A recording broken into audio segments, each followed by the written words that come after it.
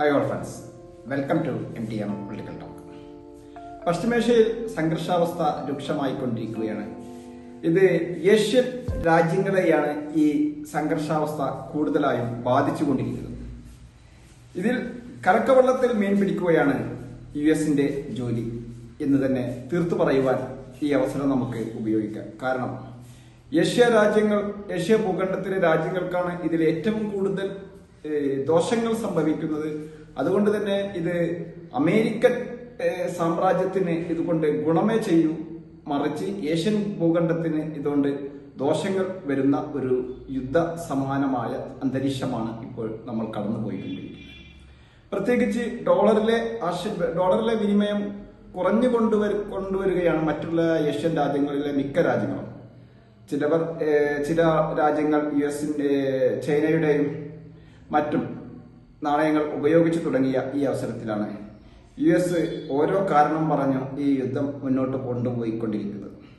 ഇതിൽ തീർച്ചയായും US-ന് ഒരു കലക്കവെള്ളത്തിൽ മീൻ പിടിക്കുന്ന ഒരു അവസ്ഥ തന്നെയാണ് ഇപ്പോൾ സംജാതമായിരിക്കുന്നത്. കാരണം അവരുടെ ഡോളർ എല്ലാ രംഗത്തേക്കും കൂടുതൽ കടന്നു വരുവാൻ ഈ ഒരു അവസരം അവർക്ക് കൂടുതൽ ഗുണം ചെയ്യും എന്ന് തന്നെയാണ്.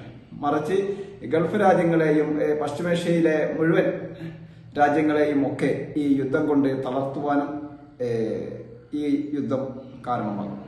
അങ്ങനെ വിപണി തളരുമ്പോൾ അതുകൊണ്ട് നേട്ടമുണ്ടാകുന്നത് യൂറോപ്പിന് മാത്രമായിരിക്കും. ഏഷ്യൻ ഭൂഖണ്ഡം മൊത്തത്തിൽ എല്ലാ രാജ്യങ്ങളും പിന്നോട്ട് പോകുമ്പോൾ അതിന്റെ ഗുണഫലങ്ങൾ ലഭിക്കുന്നത് തീർച്ചയായും യൂറോപ്പിനായിരിക്കും. അതുകൊണ്ട് തന്നെയാണ് ഈ യുദ്ധം യൂറോപ്പിന് ഗുണവും ഏഷ്യൻ ഭൂഖണ്ഡത്തിന് ദോഷം ചെയ്യുന്നത് ഒന്നായിരിക്കും എന്ന് തന്നെ തീർത്ത് പറയുന്നത്. അപ്പോൾ ഈ യുദ്ധം അവസാനിപ്പിക്കേണ്ടത് ഏഷ്യൻ ഭൂഖണ്ഡത്തിലുള്ള രാജ്യങ്ങളുടെ നിർബന്ധ ബുദ്ധിയാവണം.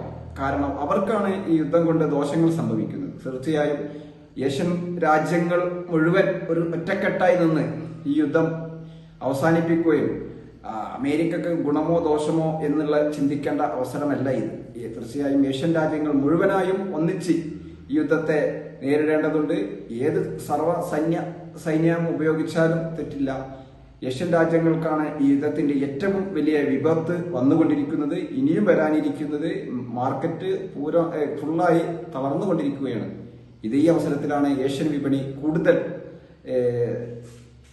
ദുരവസ്ഥയിലേക്ക് പോയിക്കൊണ്ടിരിക്കുന്നത്. തീർച്ചയായും ഏഷ്യൻ വിപണി സജീവമാകണമെങ്കിൽ ഈ യുദ്ധഭീതി ഒഴിയേണ്ടതുണ്ട്. ഈ യുദ്ധഭീതി ഒഴിയണമെങ്കിൽ അമേരിക്കയുടെ ഇടപെടലുകൾ അവസാനിപ്പിക്കേണ്ടതുണ്ട്. ഓരോരോ കാരണം പറഞ്ഞ് ഓരോരോ ദിവസങ്ങളിൽ ഓരോരോ അക്രമങ്ങൾ നടത്തിക്കഴിഞ്ഞാൽ ഏഷ്യൻ വിപണി തന്നെ തളർന്നുകൊണ്ടിരിക്കുകയാണ്.